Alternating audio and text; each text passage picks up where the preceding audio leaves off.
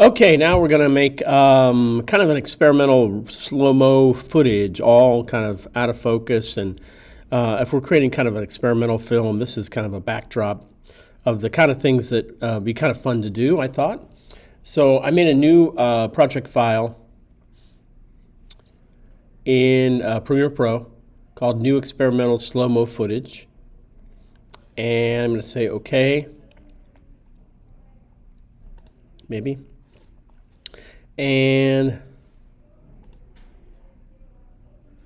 I'm going to make a new timeline. So I'm going to click here and say new item sequence. And this is going to be called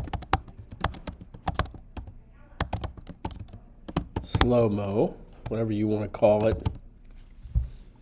Okay. And here's our timeline. We don't have anything on it. Now, what I did was I'm going to import these photographs that I took with a slow shutter speed. So when I filmed, I was able, with the digital SLR, to go out in the hall, believe it or not, and slow the shutter down to like 1/4 of a second. And I move the camera as I'm taking photos. Anywhere and everywhere, okay? So I'm going to bring those in. Import, and they're right here, and if you can see, they're just a lot of slow motion stuff.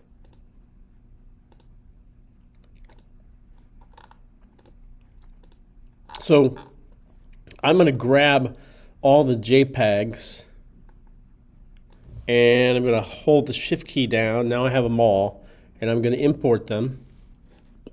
And here they are right here. And then what I'm going to do is I'm just going to grab them, because they're already highlighted, and put them on my timeline. Now, by default, they're 5 seconds each. So if I play my timeline, it's going to take 5 seconds to go to the next one. Okay? So what we're going to do is, that's not going to be acceptable. I'm going to highlight all of them. There they are, highlighted with my mouse. I'm going to right-click once they're highlighted and scroll down to speed and duration. Speed and duration, and click it. Okay, now before I do anything, I want to check this box, ripple edit shifting trailing clips, because if I don't, it'll have empty space between each image. So that's going to take care of the empty space. Now, right now, they're almost 5 seconds. We're shooting it, or our sequence is 30 frames a second. So basically 4 seconds and 29 frames. So with my mouse, I can click this blue area and go up and down. I'm going to go all the way down to about 2 frames per shot. 0.2 at the end, okay? And then I'm going to click OK. Now you're going to say, well, wait a minute, where did it go? Well, it's there, it's just really short. So if I zoom in and go all the way, I think, to the beginning,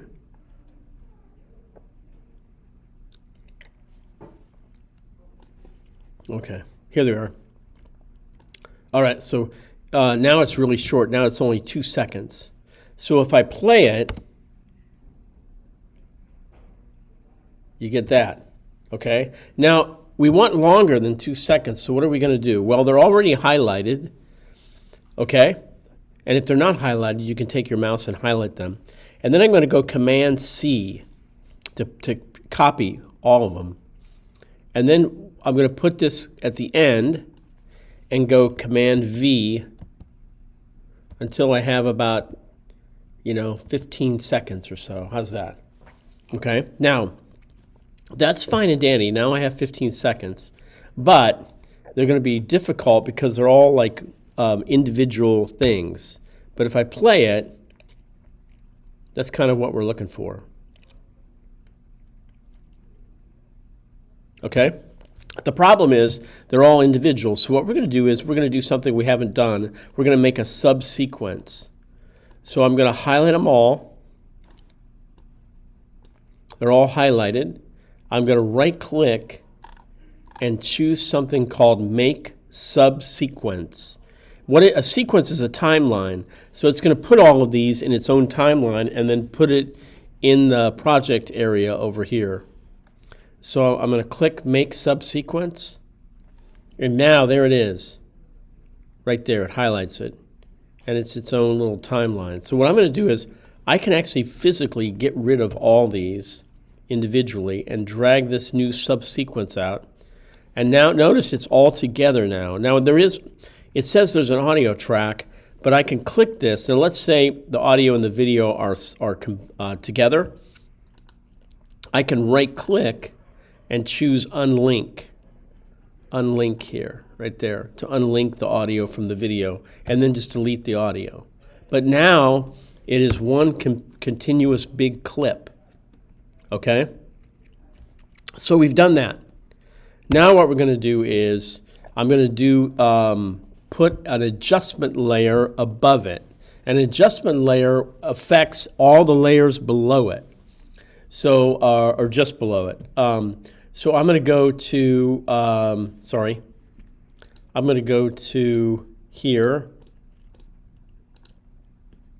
maybe.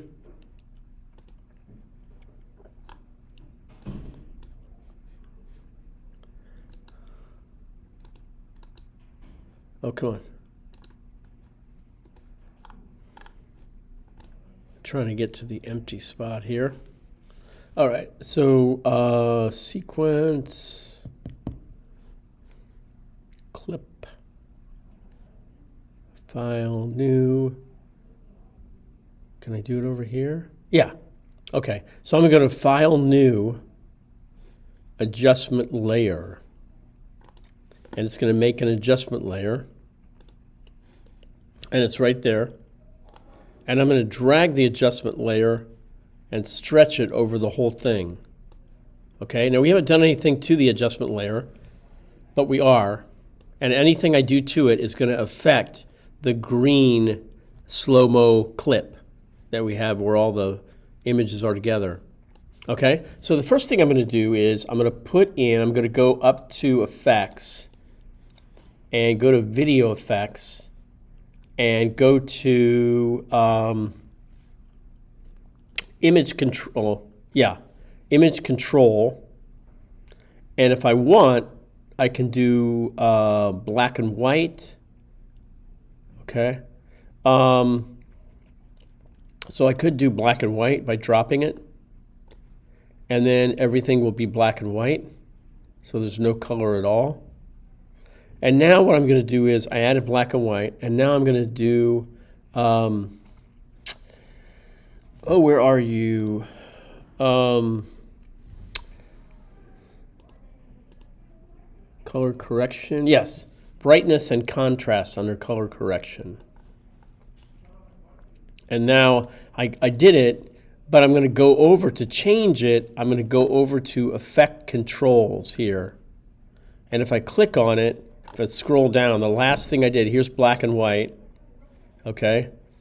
And if I click on brightness, I can up the brightness. So it's a lot brighter. Okay. But I can also up the contrast. So now you have more contrast. Okay. Now the cool thing is with that, if I do like a Luma channel track mat, the white won't show up, the clip below it will show up. So there's some cool things you can do. But let me bring down the contrast a little bit, like that. Okay, now what I'm going to do is, I'd like to have some color. So again, I'm just kind of messing around. I'm going to go over to Tint under Color Correction. And I'm going to drag the tint onto the adjustment layer. And then go over again to my Effect Controls and scroll down. And here's tint. Now, right now, the black areas, the dark areas are black, and the white areas are white. So I'm going to go to the white area, and I'll make it some kind of bright green. Okay? And then I'm going to go, let me put it here. And then, so I have, let's see, right? there. Okay, just so I can see some black there. And then I'm going to go to the black area, and I'm going to make it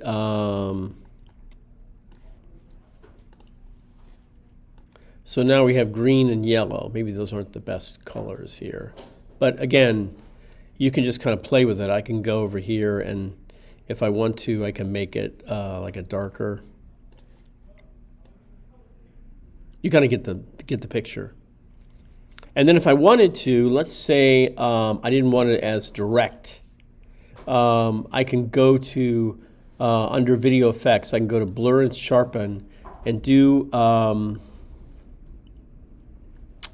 let's see, let's do a Gaussian blur. So I'm going to put it on the adjustment layer, scroll down, here's the Gaussian blur, and see how it blurs it out? But I could kind of create a,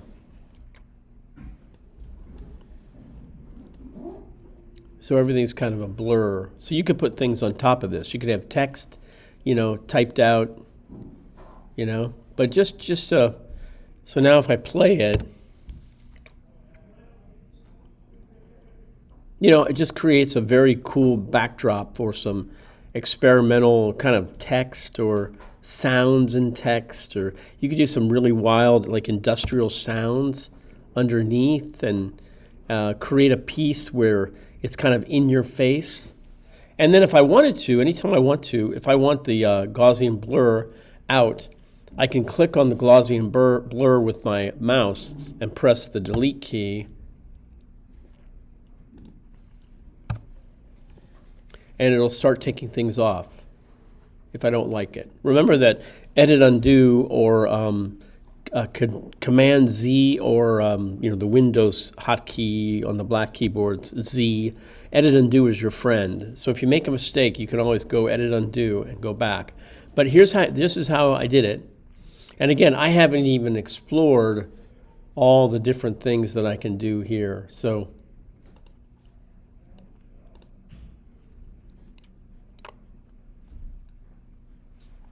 let's see here. Okay. Let's see. I don't know. I've never used digital glitch, so let's see what in the world this is here.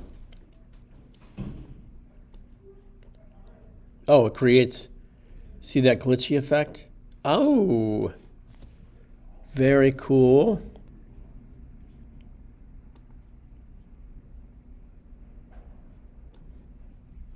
Nice. And then here's the random. Nice. That's kind of cool. That has like the video effect. Wow. I should have used this more often. But yeah, again, I'm just kind of messing around on the adjustment layer. And again, I can always go back and go, hey, I don't want the digital glitch, and click on the word digital glitch and then press the delete key and it goes off. But I kind of like digital glitch. So anyways, that's how you do it. So thanks for watching. And